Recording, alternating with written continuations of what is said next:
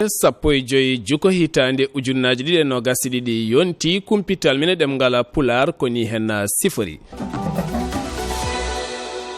nyalawma mawniniraɗo teddungal kumal bi docteur Abdourahmani Ka waɗi wasiyaji labtuɗi faade e rendongo hakkunde Abou Djibade e Ahmed Suudu kam ene wonde Aliou Sow gonnoɗo jagorɗo e laamu Abdoulahi Wadda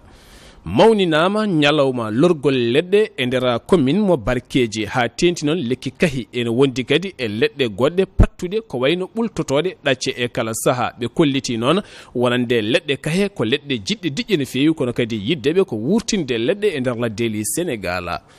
Jeune Silvo pastoral yuɓɓinama dokkirgol ko fate banggue kaɓirɗe faade rewɓe ɓen ɓiroɓe wullittoɓe so yeehi ha ceeɗugu ari ko caɗele mawɗe ko fate banggue dañde kosam jagorɗo gaynaka waɗi toon balle mawɗe gam addude toon jawɗi mawɗi ha métissage wawa dañede beele kadi tew e kosam e gueɗe goɗɗe kala dañe kabaruuji men coftal ɓalli jadeten koye Amadou Issa Kane.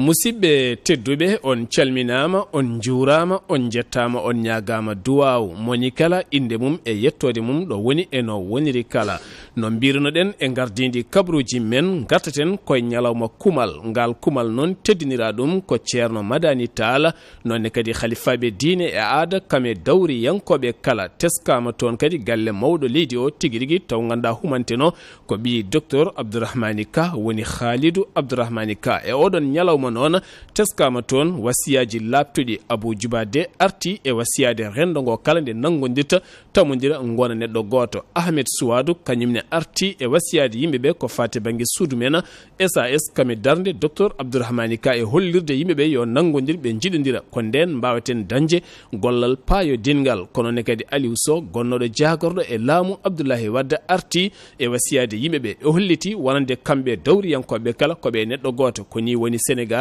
kala kewnuɗo kamɓe kala ɓe garat ɓe jejjita ko kewno ko ɓe ganda enen kala ken ɓiɓɓe leydi ndi taw suuti konngudi mabɓe koye micro layan ko Abdourahmani Ka ina hande nde ɗo ñalawde nde wonno ko baɗɗo ɗum e junggo mum Abdourahmani Ka ko koyngal muɗum walla junggo muɗum adi koyngal mum e nokkuji kewɗi kala nokku ɗum dari wonɗo junggo mum woni ɗon en kaali en kalti ummade jama fewde juma fewde woyndu fewde forage fewde kaseji santé fewde école aji fewde nawde julɓe Makka jawɗi taske hitande pop gila Allah rokki ɗum fartanga wawde wadde ɗum ha joni moni waɗa ɗum dartinani emba walla miskineɓe eɓe gona miskineɓe foof embe moni walla sukaɓe mum e sehilaɓe sukaɓe makko foof walla e guiƴiraɓe sukaɓe makko foof on noon soko tawi woni ɓinguel mum heeɓi ñalade wande ni yiilima ɓiɗɗo moƴƴo kadi e nder leydi Sénégal ɓiɗɗo galle mawɗo e nder leydi Sénégal ñaagayima ɗum rokkama ɗum on korko debbo de min mbawi wiide wallahi ko moƴƴo eɗen gandi hande gaynaka si tawi ko woni ko gaynaka ɓiɗɗo gaynaka e nder leydi Sénégal hande kala koɓe jiiɗi wadde eɓe ɗum mbawi wadde si tawi nanodiral ngal woodi kumpu ittima hakkude mabɓe te eɗen gandi suudu men SAS dari tan ko yimɓe yoɓe gannodir yoɓe jiit ɓe yumma ɓe jiida baba ɓe mbeɗodir juuɗe pour ɓe mbawa nafodirde saabu eɗen gandi hande en tolnima jamanu mo ganduɗa il faut que doole ndendine ko yimɓe ndenda pour mbawa dañde doole si yimɓe si ceeri ɗum ɗon ene heewi ko wawi bonnude e gurdam yimɓe kono noon si tawi yimɓeɓe ndendi kamɓe foof ɓe jiidi yumma ɓe jiidi baba kala ko wawi kewrude gaynaka ma ena ɓe mbawa darade ɓe kaɓo ɗum ɗon tawa kadi hay goto mabɓe tampata e donc noon e leñol ngol eɗen noddogol e nder suudu men SAS e kono noon e noddaga ngo wona wel suudu men SAS dogoɗo duuɓi ɗiɗi si en jeehi ɗo duuɓi ɗiɗi nattata wante wonde noddaga mais que leñol ngol arata ngol natnata koye mumen par ce que noon enen jiiɗen hen koko laaɓi gurduɗen hen ka neɗɗo laɓɗo kadi eɗen gandi en kulani joɗade télé kalen ɗum kadi vidéo ɗi wonɗo koɗi gartiyoji ma en jotto e jeeɓen taw suudu men SAS liggima ɗo ko ganda ko ɗum wonata ko nafoore leñol ngol wona nafoore jokkere en ndem tan addi min ɗo aɗa andi Malick Sekko Seyilam e kanko woni miñum joom suudu président Macky Sall mawnum adama noon ɓiɗɗo makko no humane hande kanko jogui teddungal ngal o tinni min o waɗi min invité min gaari ay Sénégal fof nanɗo mo hen kala leñol ngol fof nanɗo bandiraɓe nanɗo siraɓe nanɗo politicien fof en gaari e ceerno Madani arani hoore makko ɗum ko teddugal mawgal so tawi ha ɓesgu Seydina Oumar Foutiyou Tall ari humani dewgal ngal dewgal ko dewgal teddugal ko dewgal ngal Allah yekki horsini ko dewgal ga legal ngol fof horsini ɗum noon ko gummi kanɗo woni yimɓe sina jaada ɓe gandotori hay so ɓe ndentani laawol kono teddugal woni hakkude maɓɓe ko wayi ni woni teddugal woni ko weeli woni ko muusi yo fof en ngara mo kala adda duwa Allah tan andi hombo duwa jaabete hombo duwa woni mbo Allah jaɓata min ngari min beltima min jiiɗo sehlaɓe min kewɓe yimɓe men hanke yimɓe amen hannde en tout cas ko mbaɗɗo ko ne moƴƴi ngari par ce que ɗum ko haalaɗo ko yimɓe nani ɗo ko ɗum woni ko ɗum woni Sénégal mbo jiɗɗen Sénégal jaam Sénégal teddugal Sénégal jokkere enɗam Sénégal mbo yimɓe jiiɗotiri ne ballodira ne mbaɗa nde kalnode ko moƴƴi ngari ñalawma ko fati bangue lorgo leɗɗe on ñalawma noon ko ñalawma teddungal teddiniraɗo e nder commune mo Barkeji on ñalawma noon ko ñalawma mo ganduɗa moɓe kimmirani lorde leɗɗe ha tenti noon lekki mbiyete kahi eɗen gandi kahi ko lekki mawki no fewi kono kadi ko lekki cohluki ndiyam tigui tigui ko nonne kadi ɓe lori ko wayno leɗɗe badde gam yidde oɗo saaha so yeehi ha ndungu ari ko lorde leɗɗe nde tawno ladde nde ne sohli leɗɗe so tawi leɗɗe gasi ala kala ko mbawɗen dañde haydara ko fofete ko gila cellal yimɓe kala koye ladde yaltata tene kadi koye leɗɗe koye taaridi kettoɗen koye cimtol wonande musidɗo men Kalidou Ba. Journée nationale teddiniraɗo lekki mawninama e nder leydi Sénégal ɗo e région mo Louga commune Barkeji suɓano gam hawroyde toon mawninde on ɗon ñalawma. Journée hikko noon suɓa hen ko lekki kahi kono ɗo e zone sylvo-pastoral suɓa ɗo ko pattuki colonel Koulibaly. Leggal cuɓalngal niveau national ko kahi. Donc kaysada ko leggal ngo ganduɗa ko lekki mawki ina sollindiyam tigi mais oɗo gandi o nokku ɗo presque toɓo ngo yarani noon to ko kayki solata ko e wawata ɗum dañde ɗo ko ɗum taki ɓe mbiyo joni pour mawdinde leɗɗe e nder région yi ɓe ƴefta leggal gotal ko mbakiniɗe e pattuki oɗo gandi pattude jerñi mum o e nder o nokku mo ganduɗa ko nokku mbiyeteɗo zone sylvo-pastoral. Ousmane Sow Sambere maire commune mo Barkeji holliti welama mawɗo mbo dañi caggal nde commune Barkeji suɓa gam jaɓɓade journée régionale teddiniraɗo mawninde lekki. O holliti wonde maɓe dara gam hisnude ko waɗa ko. TV o miɗen hen jogui yakar par ce que miɗen jogui bandiraɓe rewɓe dariɓe selluɓe mbiɗa andi ko waɗa ko ɗo maɓe toppita ɗum maɓe mbaɗ ɗum suivre ɗum ɗon soɓe garti ɗo année prochaine nene maɓe tawtu ɗo ko ɓuuri ɗum ɗo yarude yeeso sensibilisation o yombo ɓuuri yajde kadi maɓɓe koye mumen yoɓe mbaɗ surveiller ladde mumen pour nde wasa feƴƴede saabu peƴƴugol leɗɗe ngol maggol taki désert o hombo waɗa avancé te eɗen gandi désert kala ɗo waɗi avancé e leydi ndi yarata ko caggal. Colonel Koulibaly holliti wonde changement climatique eɗen gandi koko teska e nder aduna he o holliti noon ina jeeya e ko wawi hen hisnude leydi ndi ko lorgo leɗɗe. oɗo gandi leggal foof ngol jiiɗa ina waɗa capté ko wiyete gaz carbonique o te o gaz carbonique ko on yahata to dow waɗa créé ko wiyete effet de serre o noon ko on addata changement climatique leɗɗe ɗe so gawama ene mbawi hadde on changement climatique. E on journée population o woytima yeeso gouverneur e colonel o nde ɓe ballate e kaɓirɗe bawɗe hisnude ladde nde nde wonno so yeehi ha ndungu jippima ina teske cumuli kewɗi ɗo e zone sylvo-pastoral. keddorɗen ha joni koye Kalidou Ba en jaltani toon zone sylvo-pastoral rewɓe finoɓe toon kolliti weltare mumen mawde no fewi nden weltare noon ko caggal jagorɗo gaynaka woni Ali Saleh Diop addi toon balle payodinde ko fate banggue jawɗi gam yidde wadde métisage hakkude jawdi ndi kame jawdi wondi beele kadi kosam kewɗam dañe haɗani ɗon tan ɓe gaddi toon matériel uji kewɗi ɗi ganduɗa ene mbawi moftude kosam ɗam pewno ɗum taw ɗam wona ɓooyo taw wona bonojam ɗam kosam kadi ne wawi ɓirede ɗon nawe e nokkuji goɗɗi yeyoye taw ganduɗa wawata wahlade tene kadi bonata taw kadi koye ballal boñ windere nde suuti konguɗi muɗum taw koye cimtol Kalidou Ba. jagorɗo kalfinaɗo ko fate gaynaka Ali Saleh Diop jaɓɓima ballal manggal gam wawde wadde moderniser gaynaka ɗo e zone sylvo-pastoral ko tolnoto e jawɗi capanɗe tati laadum e kaɓirɗe kutorɗe e fate unité lecceruji tawi ngal ɗon ballal ummi ko e PDEPS wondude banque mondiale. Nous sommes heureux aujourd'hui de procéder aujourd'hui à la réception mais également eɗen jogui welamma mawɗo ardade oɗo ñalawma hande hebde ballal ummorade PDEPS e banque mondiale. ɗiɗo jawɗi noon ɗi gaari ko gam wallude aynaɓe mbawa nadde modernisation ɓe mbawa tottude Sénégal koɓe cohlata ko e banggue gaynaka ɗo ene heewi rewɓe ɓe ganduɗa eɓe dilla ko fati intellectuel uji eɓe jogo caɗele mawɗe no feewi e kaɓirɗe kutorde ɗeɗo kaɓirɗe noon hannde ma wonanɓe nafoore ha no feewi ngam ɓe mbawa wadde gollal mumen no hannirta ni ɗum ɗo ma won taɓande ngam faade to hoorejo leydi Sénégal yiɗi nawde gaynaka supplémentaire dans la politique d'élevage inspirée par la vision du chef de l'État. ko tolnoto e jawɗi capanɗe tati laadum gaddama ɗo e département mo Linguére ɗum noon tottama ko faati o dilloɓe gaynaka moderne goto e heɓɓe e ɗin ɗon jawɗi holloti welama mawɗo moɓe jogui e darde nde ɓe keeɓi darade ha ɓe mbawa yettade fandare jan donc ɗum ko ganduɗa kam ɗum fottini amen ɗo hannde woni ko tottirte ko woni ko wayno jawɗi qualité ko biteɗe laadum ɗum no aussi ko ministre Ali Salah Diop ministre de l'élevage kam ko waɗi ɗum présidé donc ɗum aussi ko ɗum beltama mawɗo mbiyen ɗum wiide ko jarama yo Allah yoɓ ɗum ko ganduɗa kam ɗum woni anni o fa ko soyna ko hen ɗum heeɓe hen unité lecceeruji kewɗi gonɗi ɗo e département mo Linguére ene jogui caɗele goto e mabɓe holloti ngal ɗo ballal ma wawɓe ustan ɗen ɗon caɗele ko weltare mawde no feewi saabu eɗen gandi joguinɗen tan ko fina tawa laal tan ɗuddugal largal aɗa wawi noon waɗ kosam par ce que ɗum guila ele hen dañƴen ɗum mais sa sohli han wadde innové mbawa ƴettan ɗo kosam ɗam ɗo e Jolof nawaɗam Dakar walla nawaɗam Diourbel walla nawaɗam Saint-Louis il faut daña matériel mo ganduɗa haɗa hen wawi fewnu kosam ɗam tawa ɗam yakkaki saabu oɗon gandi kosam ina waɗi fragile ɗo e zone sylvo-pastoral gaynaka moderne haalate ko aynaɓe cuwa hen nannude juuɗe mumen no hannirta ni hewɓe dilloɓe ko fati intellectuel uji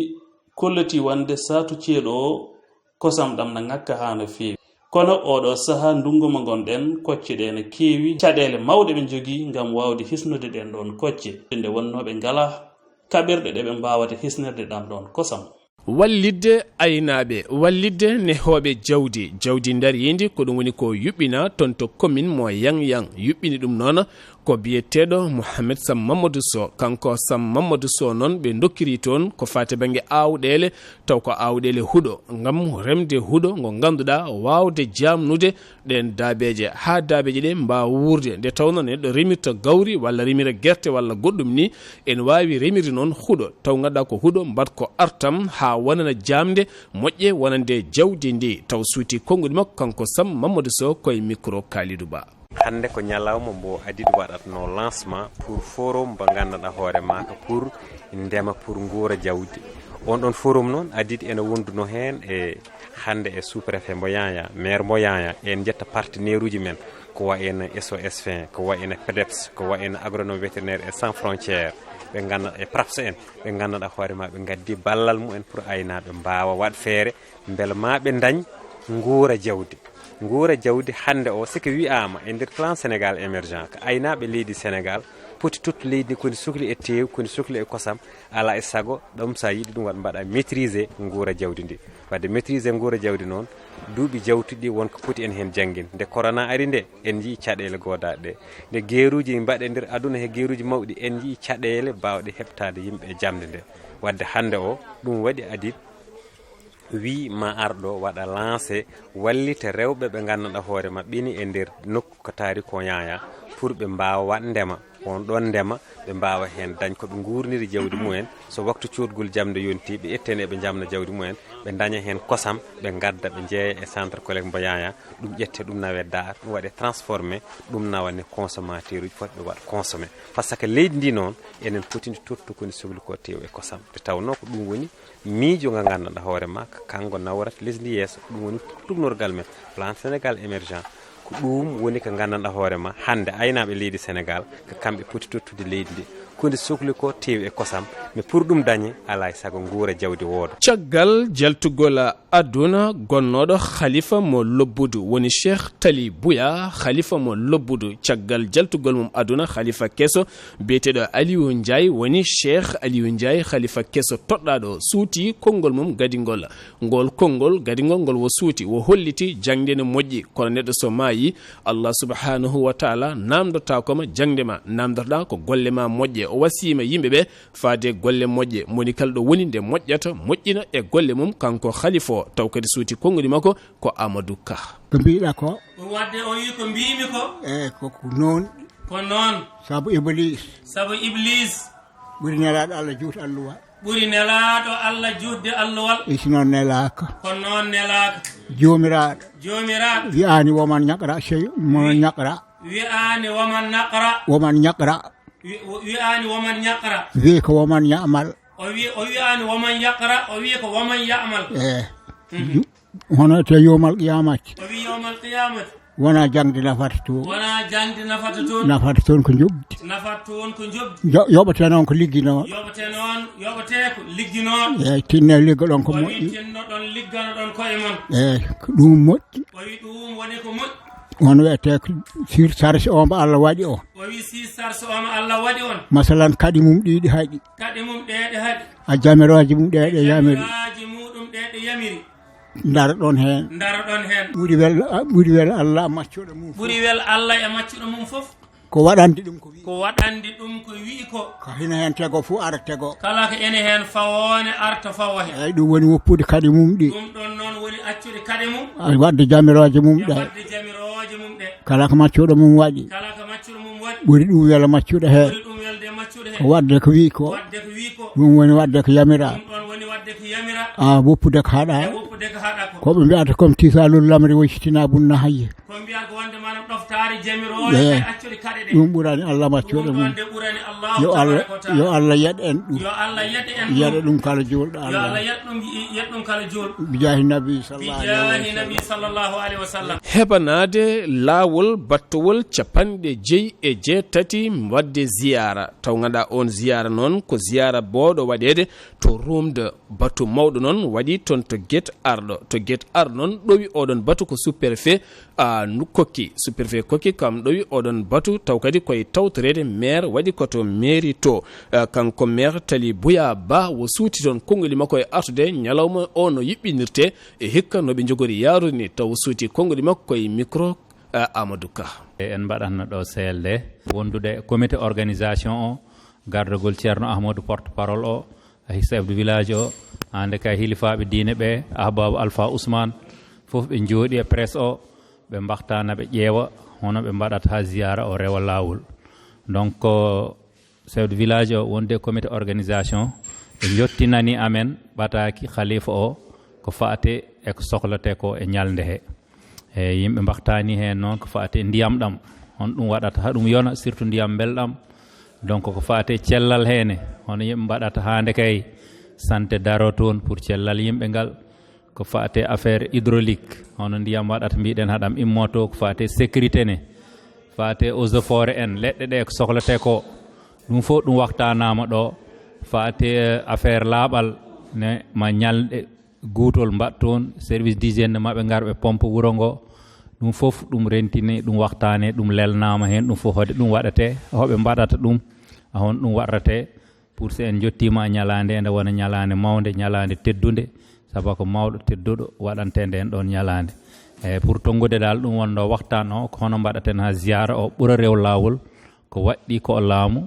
donc mo waɗa ɗum ko waɗɗi ko commune de Guette Arɗo ɓe mbaɗa ɗum fof en mbahtani hen noon ɓe nanodiri hen hanti ɗum huccante ɗum immante chaque jour won ko waɗate ha ñande ziyara o inchallah Djiby Hammady Sow kam woni maire commune mo Sierre ene tawe e nder département mo Louga wo arti e wullitade caɗele ɗe ɓe nguuri toon ɓe kolliti kamɓe jarnata Dakar diƴƴe kene tolno e million ngaji diƴƴe ne giwa toon ene paya ha toon Dakaru kono kadi ɓe teskima hande o commune mabɓe ko caɗele mawɗe guilay aynaɓe ha e remoɓe kala kanko Djiby Hammady Sow noon warti e ñagade laamu ngu so tawi ne toɗɗo ɓen ardotoɓe département ji goɗɗi toon ɗi yo toɗɗo ɓen yurnitoɓe caɗele mabɓe ɓen kadi yurnitoɓe koɓe nguuri ko taw suuti konnguli makko kanko Djiby Hammady Sow koye micro layan jeeya wuurɓe Sénégal saabu hande ladde guerre kay yarnata Dakar e guure mawɗe gonɗe hakkude Richard-Toll walla hakkude Dagana e Dakar surtout département Lagos minen jarnata hande guure mawɗe gonɗe ɗe ko reƴƴi ko ɗon pourquoi joni noon ɗin milliard uji kewɗi guetteteɗe ndiyam amen min mbawa hen fewnan laabi ɓaleji min mben laabi boreji min mbaɗnen courant hande commune am o mo gonmi commune de Seyére mo gandanɗo hoorema ko wonata 50 kilométre walla 20 kilométre min jogui ɗum ndiyam ladde guerre ko wonata 50 kilométre ɗum jogui ndiyam e walede fossile minen ɓuuri hande wadde pauvreté ɓuuri hande won rukki manam ɗo loñjade alaɗa min ndewi a nder département de Logo te minen kala ko président ƴetti min mbaɗan ɗum 100% te kadi hannde poste santé goto woni nder commune de Seyir min gori tati jogui ɗon kuura bolol kam haalaka oɗo rewa haalaka minen commune aji gonɗe ladde noon min gonta jaɓhanti noon liggade kala élection garɗo ɗo minen tan cowata président département Logo kono kala de peccugol ari min jeeyata koye amen ɗum noon président min mbi yo ɗum gas hanti yomin jeeyi koye amen ko waɗata ko minen commune aji 16 gonɗi e nder département Logo taw wona commune Logo gonɗi ladde saabu foof nomi ko nder commune Logo wadde hanti noon foti totta amen keɗal amen min jaɓata ɗum président yo andu soko ƴeewani ko suɓate ko ngol ɗo pour jooɗoytoɓe ko haute conseil ɓe ko ƴeewani nomane nder suka nomane ɓe liggantoɓe ɗum heno wawi élection oɗo haute conseil garowo siko renaki ko opérate département Logo. kabaruuji men coftal ɓalli no mbiruɗen jaadaten koye musidɗo meɗen Amadou Issa Kane majjirɗo en ɗiɗo duuɓi kala saabu ɗon gandi guila julde nde juula ko ɓuutanoɗo nde tawno ɓe defno ko ñebbe ene wondi kadi e jawdi ɗum balde ko seede. Amadou Issa Kane min calmini min juurimama.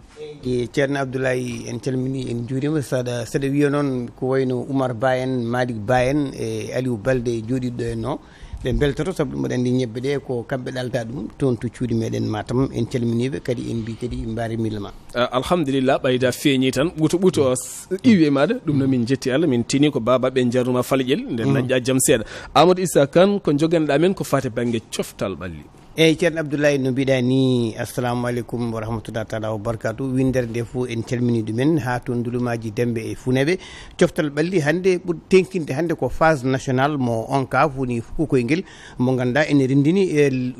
diwanuji 14 gonɗi e nder Sénégal fukoyguel guel ɗon foti fuɗɗade ko hande oɗo saaha toon to stade Ngalandou Diouf ko hakkude équipe mo Dakaru e équipe mo Guédiawaye ko kamen pottata oɗo saaha hande so tawi yi ha waktuji jeegom joni waktuji tati noon so yi ha joni toon to stade Ngalandou Diouf ɓe mbaɗa noon cérémonie mawɗo mo ganduɗa ko kañum woni cérémonie d'ouverture des phases nationales pédagogique et culturel mo ONCAV woni ñalɗi fukokoyguel e coftal ɓalli ene waɗi toon to Dakaru ɗo e diwan Dakaru ko hitande foof eɓe potta kamɓe diwanuji 14 ɗi ɓe ndenda ɓe mbaɗa ñalde ɓe mbaɗa fukokoyguel mabɓe en tawama noon conférence de presse mo Amadou Elimane Kane mo ganduɗa kanko woni président ONCAV o arti noon kala ko fati eko wiyete sport en général kadi ko fati kadi e organisation phase nationale oɗo toon to cuuɗi meɗen Dakaru te eɗen gandi maɓe joue Dakaru maɓe joue Guédiawaye maɓe joue kadi Keur Massar maɓe joue toon to Pikine ha tengti ɗon e diwan mo Rufisque mo ganduɗa ko toon woni cérémonie d'ouverture ala no mbatten soɗa kettoɗen Amadou Elimane Kane président ONCAV e ballal Aliou Balde. Par la grâce de Dieu, la finale a été jouée. Yettere Allah saison fuɗɗima e jaam ese e jaam final hande o holliri sa ƴeewi leegal hakkude e tantaji moni fof holli yidde mum moni fof holli yidde mbako kono fof waɗi koye dow jeere ala haare ala duhu tantaji gañima tantaji waɗi ko représenté leegal hakkude tantaji waɗi ko représenté dendagal Matam fof ɗum ko weltare heddinde hande o on ƴeewi wona setto e balɗe tan joni fiɗal o sécurité ko hen eɓe terminé presque hen ko wayno Moussa Bocar e El Hadji Amadou Kane mbaɗi hen galu mumen mbaɗi hen doole mumen mbaɗi hen warñede mumen ɗum noon so ɗo darama alay saago met Moussa Bocar yette alay saago El Hadji Amadou Kane président ONCAV yette gadi so ni no mbaɗi ni woni fof so waɗino nokku mum c'est sport on eyyi phase nationale no mbirumi nani ni widde no enen fof phase nationale noon ko dongal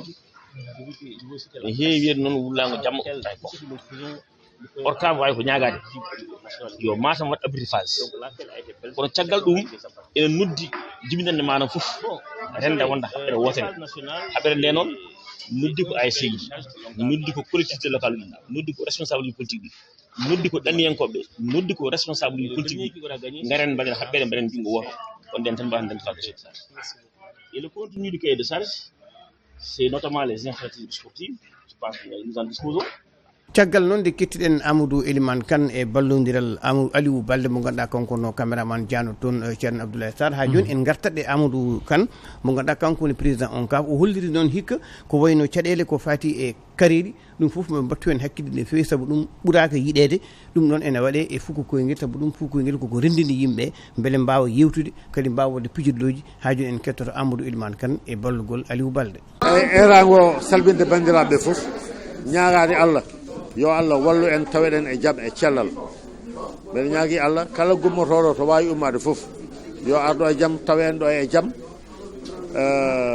kadi ko waɗa hen yakar koko nafat leydi ndi eyyi fitina yalla danɗode fitina yalla waɗa jaam e leydi ndi alors sa ƴeewi joni ma won caɓa banggue football senior o ma won capantati e jeegom équipe anayi dey ko jiiɗa e ɗum kadeji ɗi ma won nogas e goho ko fate pinal ma won turbaji jeeɗayi ma gar ko jiiɗa ɗum kadi won jewte goɗɗe min mbaɗata jewteɗe waɗa ɗum interdit ko médiateur de la république donc ko heddi ko oɗon ñaga duwaw bandiraɓe fof ñaga duwaw yallah walla en kala garɗo e ɗum yo ara hen jaam taw en jaam kota e jaam inchallah. caggal nde kettiɗen Amadou Kane président ONCAV eɗen gandi ASC tantaji mo Matam ko kanko waɗata représenté région de Matam toon to cuuɗi meɗen Dakaru e phase national o tantaji noon ene foti juude ñande talata 16 lewru août 2022 toon to cuuɗi meɗen ha joni Tinguéj walla mbiyen Rufisque to stade Ngalandou Diouf so tawi yeehi ha waktuji tati joni équipe mo tantaji noon jogori fottude koye équipe biyeteɗo dëkkando mo Louga Ousmane Thiam ane ballidiɓe ma on dañi en dañi ɗum ɗo mawɗo saabu ɗum eɗen gandi dëkkando ko équipe mawɗo kañum wonno champion phase national mo ɓennuɗo henno toon to cuuɗi meɗen Thiès te eɗen gandi tantaji Matam jogori fottude koye dëkkando eɗen ñaagui Allah tan nde baroɗe tantaji naɓe Matam naɓeɓe mbaɗata feere ha jalta hen kono joni joni o aɗa mbatten sona kettoɗen Samba Ndiaye kanko woni président ORCAV mo Matam o arti e final baɗanoɗo hakkude tantaji mo Matam e équipe oɗo mo hakkude leegal do Sinthiou Bamamɓe. caggal ɗum ɗon noon ceerno Abdoulaye Sarr eɗen gandi nawetan Matam ɓoyata joni fuɗɗo ma en joue hakkude Ɓokki Diawe zone 5 mo Ɓokki Diawe ɓe ɓoyata joni ɓe puɗɗo zone kadi Nabbaji kadi ɓoyata joni ɓe puɗɗo kadi équipe mo Ndulumaji Demɓe fottino e équipe goto boyinaji toon ɓe piiɓe